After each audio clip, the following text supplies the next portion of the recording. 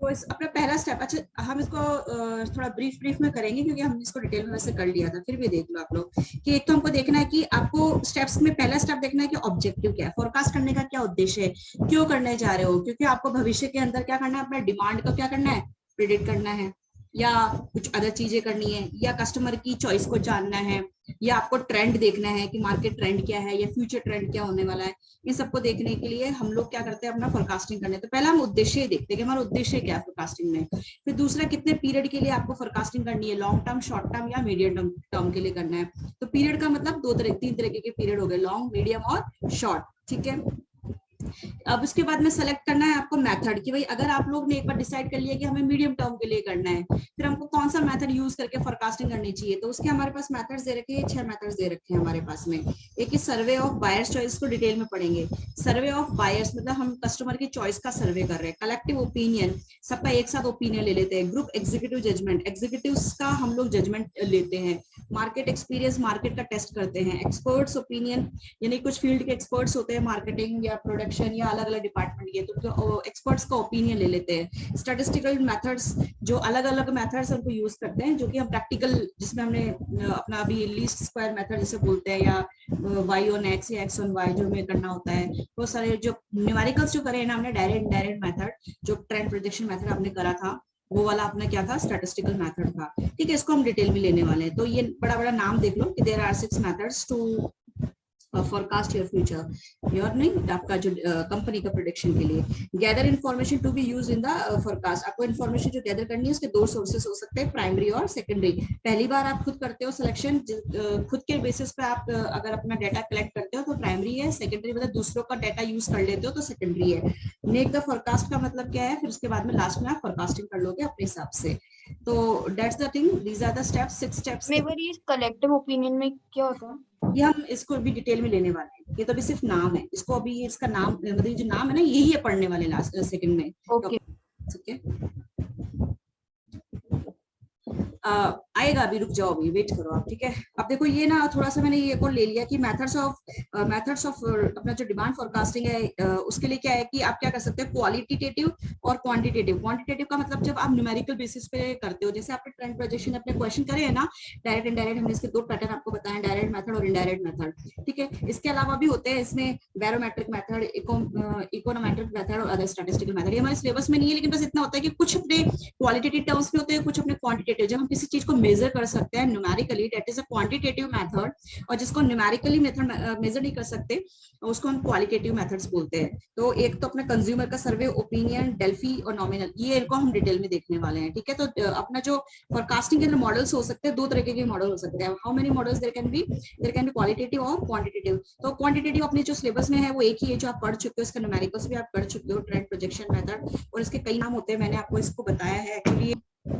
इसको बोलते हैं time analysis, time series analysis, ठीक है। उसके अंडर में ये आते हैं चैप्टर्स, ठीक है। तो ये क्या करते हैं, टाइम के बेसिस पे आप जब एनालिसिस कर रहे हो, ठीक है। अब देखो फोरकास्टिंग मेथड्स के अंदर हम अब जो आप पूछ रहे थे कि ये क्या है, इसको डिटेल में लेना है, तो मेथड्स कौन से हैं, तो अभी जो हम पढ़ रहे हैं उसमें कौन सा क्वांटिटेटिव होगा, कौन सा क्वालिटेटिव होगा, वो आपको पता चल जाएगा। जैसे मैं पहला बताती हूँ कि सर्वे ऑफ बायर्स इंटेंशन और द यूजर्स एक्सपेक्टेशन मेथड। हम क्या कर रहे हैं, सर्वे कर रहे हैं। कैसा सर्वे कर रहे हैं कि मार्केट का रिसर्च कर रहे हैं, मार्केट को स्टडी कर रहे हैं कि भाई जो एक्चुअली हमारे प्रोडक्ट को यूज कर रहे हैं उनका क्या ओपिनियन है हमारे प्रोडक्ट के बारे में।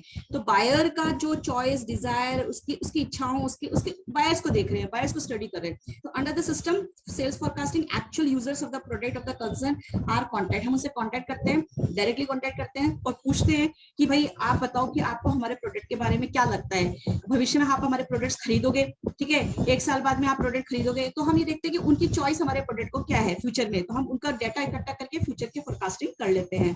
Total sales forecast of the product then estimated. उसके बाद में हम सेल्स की फोरकास्टिंग कर सकते हैं on the basis of advice, on the basis of willingness of the customer, कि भाई वो क्या एडवाइस करते हैं, उनको उनको क्या लगता है कि हमारा प्रोडक्ट कितना लगेगा, उनकी इच्छा क्या है हमारे प्रोडक्ट को लेकर, उसके बेसिस पे हम लोग क्या करते हैं, अपना डाटा इकट्ठा करके फोरकास्टिंग करते हैं। That is a direct method, this is a direct. अगर कोई पूछे व्हाट इज द सर्वे, ये अपना जो survey of buyers intention method, direct और indirect, this is direct method, क्योंकि डायरेक्टली आपने कॉन्टैक्ट किया था, because directly contacted the customers to get the data, ठीक है। अब इसके एडवांटेज क्या होंगे, आप डिटेल में पढ़ लेना, ये डिटेल में पढ़ लेना, मतलब इतना ज्यादा नहीं है, फिर भी आप बोलो तो पढ़ाऊं, अगर आप पढ़ लो तो बताओ। शॉर्ट में बता दो। शॉर्ट में है कि देखो इसमें क्या करते हैं, जो सेल फोरकास्ट डाटा है, you collect you make the data या यू डू द फोरकास्टिंग, या इसके एडवांटेज एक तरीके से कि based on the information received collected from the actual customers whose buying action will really decide the future, क्योंकि उनको हमने डायरेक्टली कॉन्टेक्ट किया तो ये डाटा ज्यादा एक्यूरेट हो सकता है, ज्यादा ऑथेंटिक हो सकता है, because you directly contacted them. So ये इसका फायदा ये है कि आपके एस्टिमेट्स करेक्ट होने के चांसेस इसमें बढ़ जाते हैं। Your estimates, your forecasting are more accurate than the other methods because you directly contacted. It provides subjective feel of the market of the thinking behind the buying intention, मतलब आपको पता चल जाता है एक्चुअली क्या उनके खरीदने के इरादे क्या है, वो क्यों खरीद रहे हैं, क्योंकि आप उनके डायरेक्ट टच में आए हैं तो उनके एक्चुअल फील को आप फील कर सकते हैं, उनकी फील को आप सेंस कर सकते हैं, ठीक है। इसलिए आप भविष्य में आपको कोई नया प्रोडक्ट भी लेके आना है तो आपका कॉन्फिडेंस ज्यादा होगा, कंपनी का कॉन्फिडेंस उस प्रोडक्ट के बारे में, अगर उससे रिलेटेड नए प्रोडक्ट भी निकालना चाहता है तो वो निकाल सकता है, ठीक है। और it is more appropriate method, ठीक है, ये शॉर्ट रन फोरकास्टिंग के लिए ज्यादा सुटेबल है, ठीक है। तो दिस इज व्हाट अपना, अच्छा ये इसको हम किस फॉर्म में लिखेंगे, क्वालिटेटिव फॉर्म में रखेंगे, क्वांटिटेटिव फॉर्म में रखेंगे, बताओ। क्वालिटेटिव। क्वालिटी मतलब आप क्वालिटी जज कर रहे हो, क्वांटिटी मतलब आप मैथमेटिकल मेथड यूज करते हो अपने फोरकास्टिंग के लिए, राइट।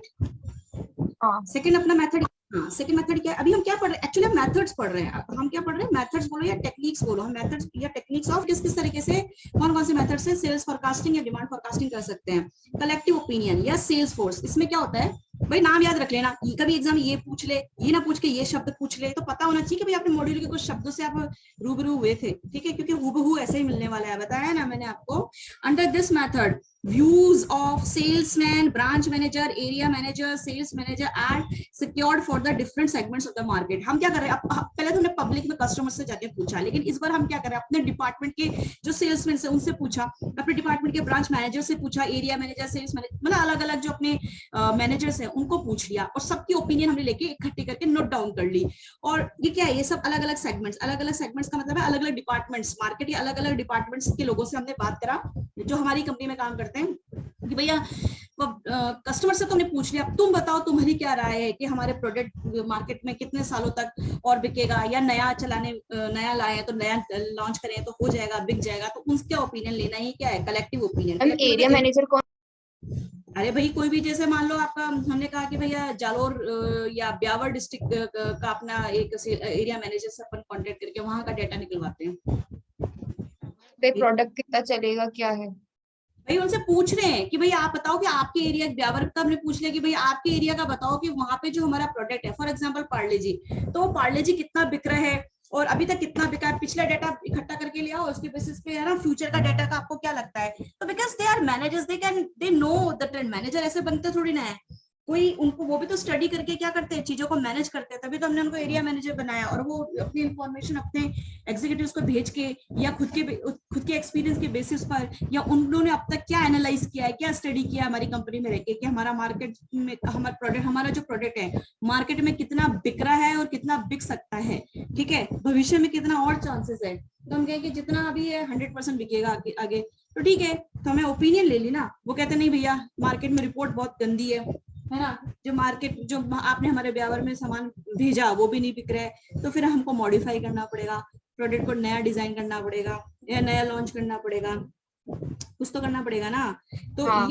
ये इन्फॉर्मेशन है। तो आप इन क्या करते हैं अपने सेल्समैन से being close to actual users, because ये लोग क्या करते हैं, सेल्समैन क्या करते हैं, वही तो एक्चुअली सेल कर रहे हैं यूजर्स को या अपने कस्टमर्स को, तो उनका हमने इन्फॉर्मेशन लिया, two are required to estimate expected sales in their respective territories and section. उनके एरिया, अभी ब्यावर का एग्जांपल लिया, अभी हम कहते हैं कि चलो आप ऐसा करो, जोधपुर का ले लो एग्जांपल, तो जोधपुर शहर का हमें बताओ कि हमारा प्रोडक्ट कैसा चल रहा है, ठीक है, क्योंकि आप लोग जो जोधपुर में डायरेक्टली, तो वहां के जोधपुर के सेल्समैन को कांटेक्ट करके वहां से डेटा मंगवा लिया और अपना क्या कर लिया, हमने फोरकास्टिंग कर लिया, ठीक है जी। और कंसोलिडेट यानी कि सब लोगों को अलग अलग शहर के, अलग अलग एरिया के, अलग अलग जिले के लोगों से हमने कांटेक्ट किया, डाटा मंगवाया, एक जगह कलेक्ट किया, कंसोलिडेट मतलब एक जगह इकट्ठा किया और उनका ओपिनियन जाना और अपनी फोरकास्टिंग कर दिया, that is collective opinion, right. देखो नाम से पता चलता है कलेक्टिव ओपिनियन, ठीक है जी।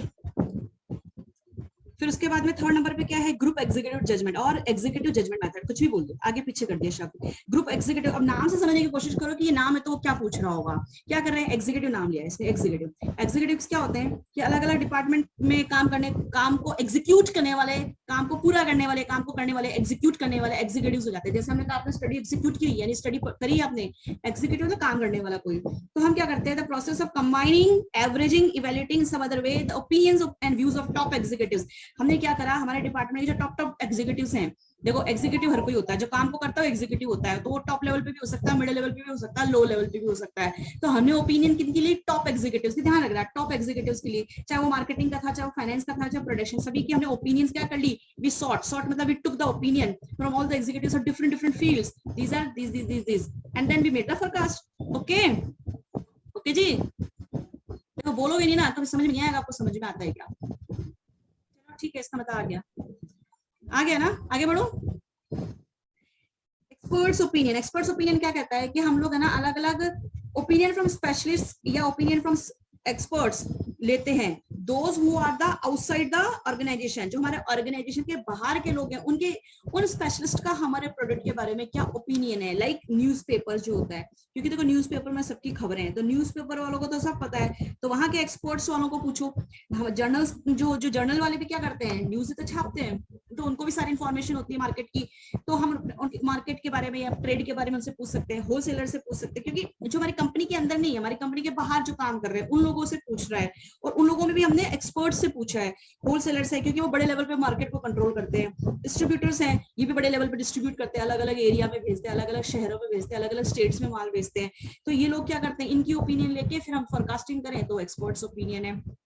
उसके बाद में आप ले लो मार्केट टेस्ट मेथड, इसमें क्या करते हैं, under this method seller sales his product in a part of the market for some times make the assessment of sales, मतलब कुछ समय के लिए टेस्टिंग कर रहे हैं, मतलब हम अभी एक्चुअल में पूरा मार्केट को हम कैप्चर करने की कोशिश नहीं कर रहे हैं, हमने कोई एक छोटा मार्केट, कोई छोटा जिला, कोई शहर, गांव, कस्बा कुछ उठाया और अपने मार्केट को उसके अंदर लॉन्च कर दिया। उसके बाद में हम कह रहे हैं सेलर उस मार्केट में बेच के फिर क्या कहता है, कुछ टाइम के लिए बेचेगा और उसके बाद में सेल्स की असेसमेंट करेगा, ताकि फिर वो पता चलेगा कि अगर छोटे से एरिया में हमारा कितना परसेंट माल बिक रहा है, तो फिर फुल मार्केट में बेचने पे क्या होगा, फिर हम फुल मार्केट में बेचे तो हमें कितना परसेंट मार्केट मिल जाएगा। मैम ये दैट इज फोर्थ व्हाट वाले में मार्केट अपन टेस्टिंग ने है। जो वो लिए हैं एक्सपर्ट की एडवाइस, उसको एनालाइज करने के लिए अपन को एक अलग से वो भी बनानी पड़ती है एजेंसी एजेंसी, हायर।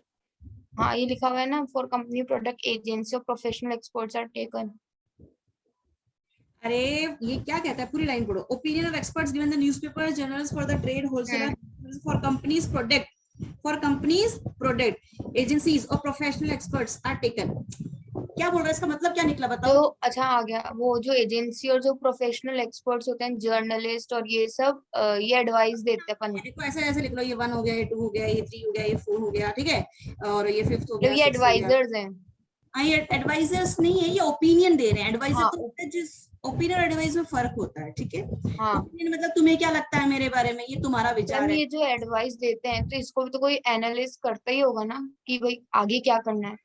इसलिए हम एनालिसिस्ट को, सेल्स एनालिसिस्ट को बैठा के रखते हैं ना, they will do the analysis, sale analyst होते हैं, कोई ना कोई तो होता है हाँ ना बंदा कंपनी, यही काम करेगा भाई, सबको अलग अलग काम सौंपा हुआ है ना, तभी तो कंपनी कंट्रोल होगी, कोई अकाउंट संभालेगा, कोई कैश डिपार्टमेंट संभालेगा, कोई अपना मैन्युफैक्चरिंग वाला संभालेगा, कोई बैक ऑफिस काम करेगा, कोई फ्रंट ऑफिस काम करेगा, कोई टॉप लेवल पे अरे पूरी कंपनी कई लोगों से मिलके काम चलती है, अकेले से कोई नहीं, कुछ नहीं हो सकता है, ठीक है, तो सबका मैम, हमने। एक बार फिफ्थ वाला भी वापस बता देंगे। 5th वाला, हाँ पांचवा, पांचवे में क्या हाँ दिक्कत है, हमने क्या कहा कि seller sales is product in A part of the market, मतलब किसी एक मार्केट के पर्टिकुलर पार्ट, मतलब पूरा बाजार तो बाजार होता है, पूरी दुनिया बाजार है, किसी बाजार का एक हिस्सा हमने सोचा चलो ठीक है, हमारा अगर जब क्या बोलते हैं राजस्थान है, अब राजस्थान का कोई एरिया पकड़ लो और उसके अंदर बेच के देख लो आप एक बार चीज, जैसे हमने कहा अजमेर में बेचेंगे, ठीक है, तो एक बार सिर्फ हमने अजमेर में बेचा, राजस्थान में कहीं भी नहीं, क्योंकि राजस्थान में 33 डिस्ट्रिक्ट्स हैं, तो एक डिस्ट्रिक्ट में बेच के हमने स्टडी किया, फिर लगा कि अजमेर में बहुत अच्छी सेल्स हो रही है, तो फिर हमने पूरे पूरे पूरे मार्केट मतलब पूरा राजस्थान पकड़ लिया। मतलब अपना मार्केट ढूंढो और फिर उस पे पूरा अपना कंट्रोल करने की कोशिश। कंट्रोल करने की कोशिश नहीं कह रहा है, वो कह रहा है कि एक मार्केट में बेच के देखो, जैसे हमने अजमेर में बेच के देखा, उसका कितना परसेंट हमको मार्केट मिला, हमें लगता है कि हमारा 100% माल बेचा था, 100% बिक गया या 90% बिक गया, तो मतलब बहुत अच्छी बात है कि शुरू में इतना बिक गया हमारा, तो हम राजस्थान, पूरे राजस्थान में आप 33 डिस्ट्रिक्ट से 33 डिस्ट्रिक्ट सब जगह बेच मैम सकते जरूरी थोड़ा ना जिस डिस्ट्रिक्ट में बिका है तो दूसरे डिस्ट्रिक्ट में भी बिक ही जाएगा। हैं। अजमेर में बिक गया, टेस्टिंग, अलवर में बिक गया। टेस्टिंग है, जब आप क्लास लेने आते हो तो डेमो लेते हो, एक हम्म दो तीन डेमो लेते हो, फिर आप पूरा कोर्स ज्वाइन कर लेते हो, टेस्ट ही कर रहे हो डेमो के नाम पे, फिर उसके बाद में फुल क्लास लेते हो, तो डेमो ही तो है, एक तरीके से डेमो करके देख लिया हमने, ये है समझ में, it's so simple to understand. इसमें और बताओ क्या दिक्कत आ रही है, बताओ। आई क्या दिक्कत आपको?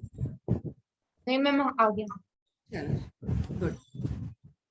अब लास्ट में क्या है, ट्रेंड प्रोजेक्शन मेथड। ये हमने आपको एक तरीके से बता दिया, प्रैक्टिकल भी कर लिया हमने इसके ऊपर, फिर भी देखते हैं क्या कहता है। ट्रेंड प्रोजेक्शन मेथड कहता है कि आप ट्रेंड देखेंगे। Under this method a trend of companies of industry sale is fixed with the help of historical data. आपने देखा, प्रैक्टिकल करा, आपको याद है मैंने पिछले 5 साल का डाटा दिया, फिर अगले 2 साल का डाटा पूछवा लिया या 3 साल का पूछवा लिया, किया था ना।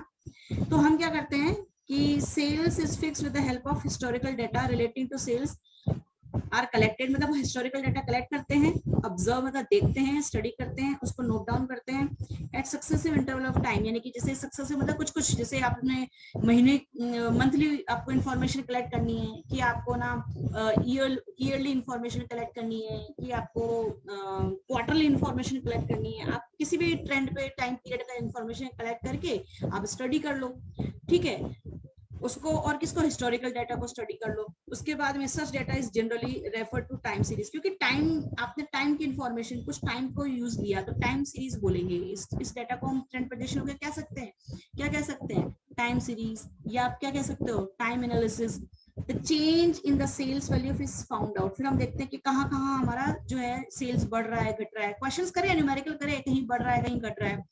The study may show that sales sometimes are increasing, sometimes decreasing, but general trend in the long will be either upward or downward। मतलब क्या होता है, जैसे सेल्स बढ़ी, फिर कम हो गई, फिर ये बढ़ी, फिर ये कांस्टेंट हो गई, बड़ी बड़ी बड़ी बड़ी, फिर घट गई, फिर बढ़ गई।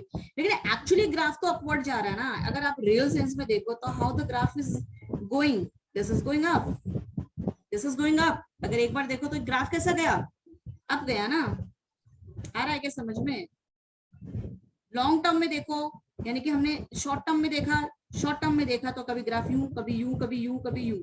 बट अगर पूरा लॉन्ग टर्म में देखो, यहां से लेकर यहां तक, तो ग्राफ इज एक्चुअली अपवर्ड्स। तो आप देखते हो कि graph is going in long term upward, in long term downward. अगर लॉन्ग टर्म में डाउनवर्ड जा रहा है तो फिर भैया प्रोडक्ट सही नहीं बिक रहा है आपका, ठीक है, दैट इज द थिंग। अब क्या कहता है, in both the ways this trend is called secular trend. इसको हम क्या बोलते हैं, टाइमली बेसिस पे हमने ट्रेंड बनाया, सेक्युलर ट्रेंड। और क्या कहता है इसको, the sale forecast with the help of this method are made on the assumption that the same trend will continue in the future। एक बार हमको ट्रेंड पता चल गया कि अप डाउन क्या होने वाला है, और फ्यूचर भी में भी वो ग्राफ या ट्रेंड ऐसे ही बिहेव करेगा। और हम, क्योंकि देखो अनुमान अनुमान होता है, ठीक है।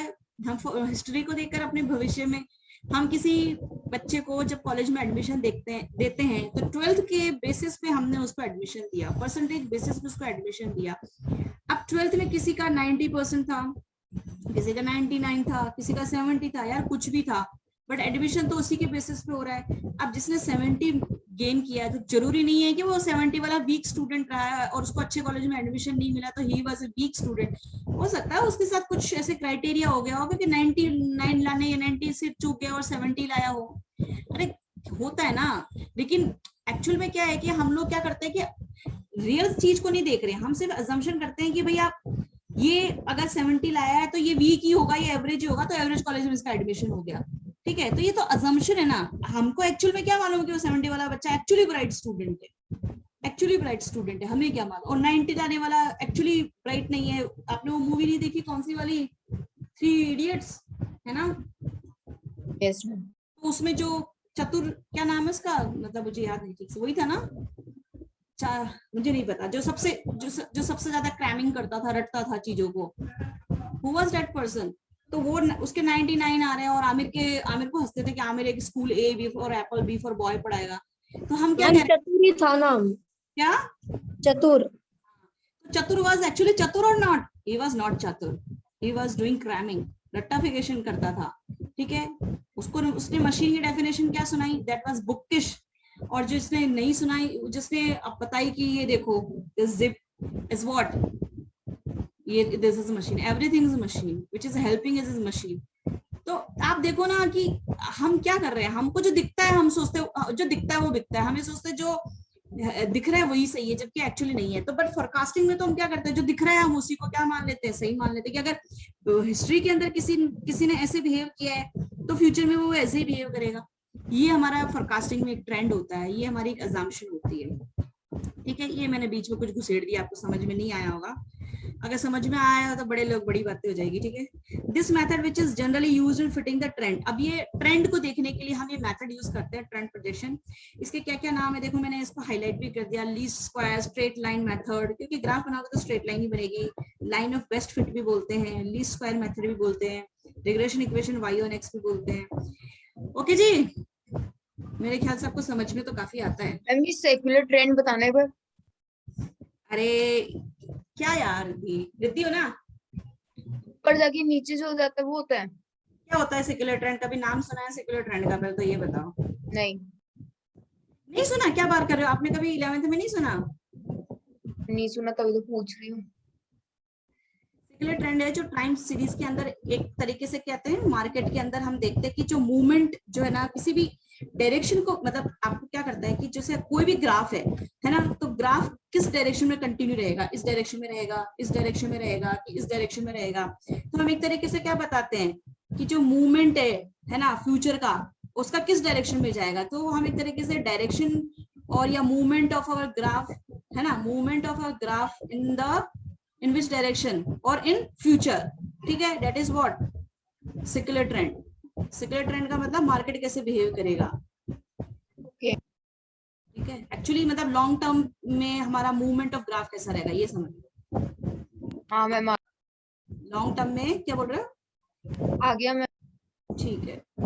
और सेक्युलर ट्रेंड जरूरी नहीं है, सेक्युलर ट्रेंड का मतलब है कि भाई trend of the market up down या कांस्टेंट जो भी रहने वाला है, वो जरूरी नहीं कि हमारे प्रोडक्ट के लिए। आपने कभी शेयर मार्केट में भी देखा होगा कि शेयर मार्केट बढ़ गया, या स्टॉक मार्केट में नाम सुना होगा, या अपनी जैसे जैसे आप एफडीज वगैरह करवाते हैं तो उसकी जो रेट होती है ना, या ग्रोथ रेट या जीडीपी रेट आपने सुनी होगी, वो सब क्या है, जो ट्रेंड बता दे वो सेक्युलर है, ठीक है। जो मार्केट का ट्रेंड बता दे वो सेक्युलर ट्रेंड है, एक तरीके से ऐसा समझ लो, ये लो, ठीक है। हाँ मैम। बता दे सेक्युलर है, ठीक है, मेरे ख्याल से समझ में आ गया। तो हमने एक बार देखो, ये छोटा सा यहाँ पे ट्रेंड प्रोजेक्शन मेथड के लिए आपको आप देख लेना कि फर्म क्या करती है, पास्ट ईयर्स का डेटा यूज कर रही है, इसको टाइम सीरीज ऑफ सेल्स भी बोलते हैं। और हम ये मानते हैं कि जो पास्ट में जैसा ट्रेंड रहा है वैसा फ्यूचर में रहेगा, मतलब सेक्युलर ट्रेंड हो जाएगा, ठीक है। और उसके बाद में ये हमारे मेथड्स होते हैं। लेकिन ये इतने सारे मेथड्स जो होते हैं हमारे, इतने सारे जो मेथड्स है, उसमें हमने कौन सा वाला मेथड यूज किया है? ग्राफिकल होता है, लीस्ट स्क्वायर होता है, time series, moving average, exponential. हमने कौन सा यूज किया है इसमें से? ये वाला हमें कौन सा सिखाया गया है? लीस्ट स्क्वायर मेथड, ठीक है। ये इसके नाम देखो, लीस्ट स्क्वायर, आप यहाँ देख सकते हैं, लीस्ट स्क्वायर दिख रहा है ना आप लोगों को? हाँ मैम। ठीक है।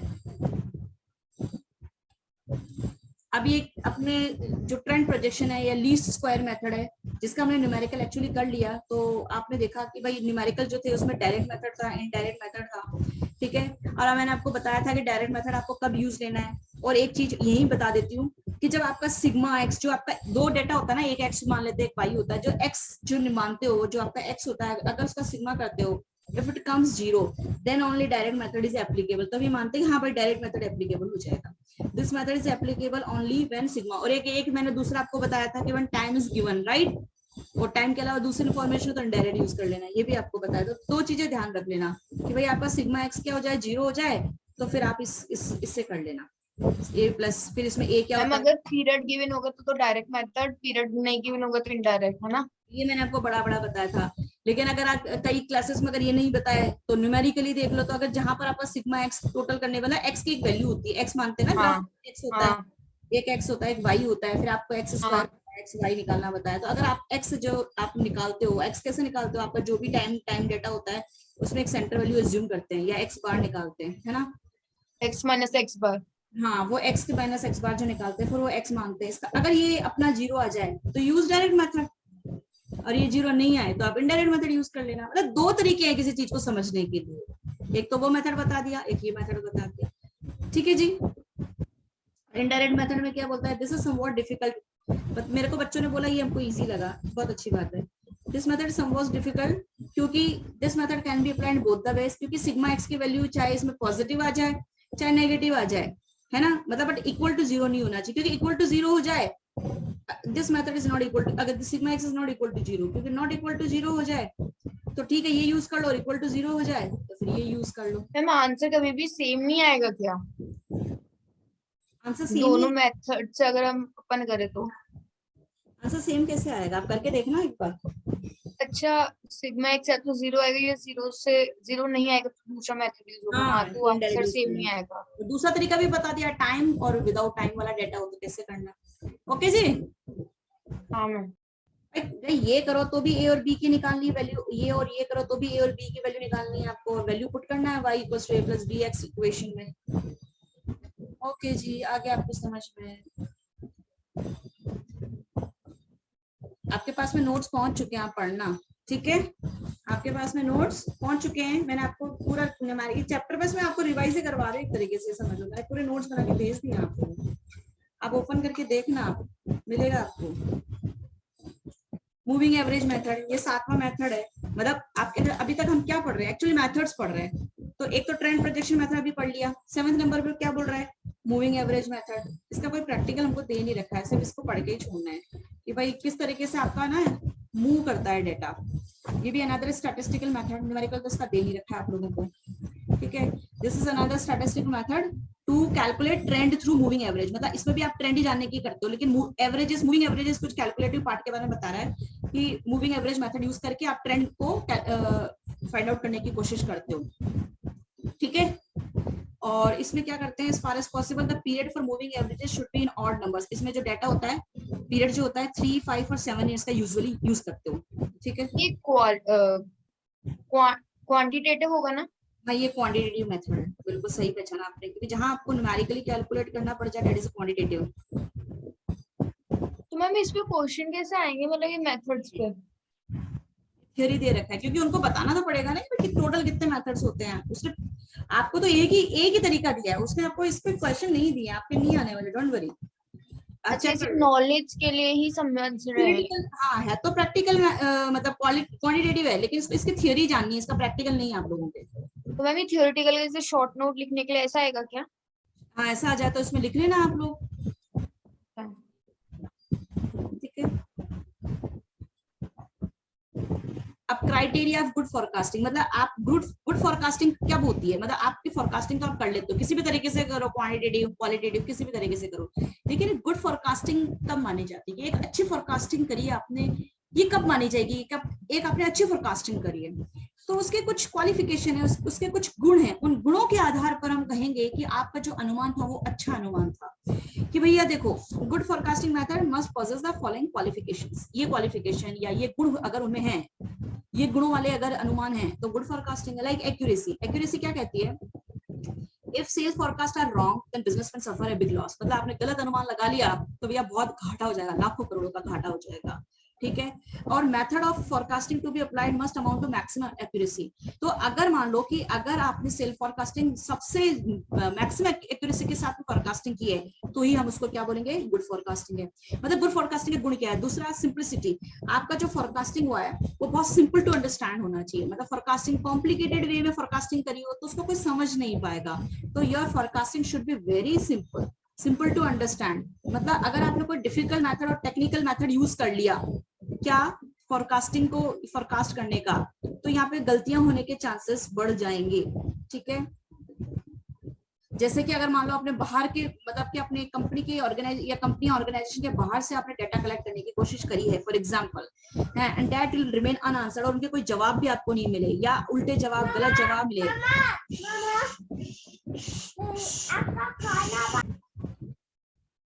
कहना चाहता है कि जितना सिंपल तरीके से आपने अपनी इंफॉर्मेशन को लेकर फोरकास्टिंग की होगी उतना ही अच्छा गुड फोरकास्टिंग माना जाएगा, ठीक है। That should be simple. और सारे अगर आपने बाहर से इंफॉर्मेशन ली है तो सभी के जवाब आपके पास होने चाहिए, सही जवाब होने चाहिए, गलत जवाब नहीं होने चाहिए, नहीं तो वो क्या हो जाएगा, बैड फोरकास्टिंग हो जाएगी, ठीक है। अब इकोनॉमी के बारे में क्या कहता है, एक मतलब आपने जो मेथड, जो भी फोरकास्टिंग मेथड होते हैं, चाहे क्वांटिटेटिव हो चाहे क्वालिटेटिव हो, व्हाट एवर मेथड्स, आपने जो भी मेथड फोरकास्टिंग के लिए यूज किया है that should be economical. Economical का मतलब क्या होता है, मिनिमम कॉस्ट है उसको हाँ जी, करने में। मतलब महंगे तरीके से, मतलब ऐसा नहीं कि पैसा बहुत खर्च किया आपने और उसके बाद जो जानकारी, जो मतलब खोदा पहाड़ निकली चिड़िया, कहने का मतलब है कि आपने मेहनत बहुत करी, पैसा बहुत खर्च कर दिया और उससे जो डाटा आपने कलेक्ट किया वो इतना काम का नहीं था, या उससे इतनी अच्छी फोरकास्टिंग नहीं हो पाई, तो वो चीज सही नहीं है, वो गुड फोरकास्टिंग के अंडर में नहीं आएगी। तो गुड फोरकास्टिंग का मतलब आप जो आपका इकोनॉमिकल सस्ते वे में और बेस्ट वे में, सस्ते वे में सही इंफॉर्मेशन आपने अगर इकट्ठी कर ली है और उसकी बेसिस पर फोरकास्टिंग की है तो गुड फोरकास्टिंग मानी जाएगी। तो इकोनॉमिकल का मतलब पैसे से मतलब है, दैट शुड बी सस्ता, चीप, ठीक है।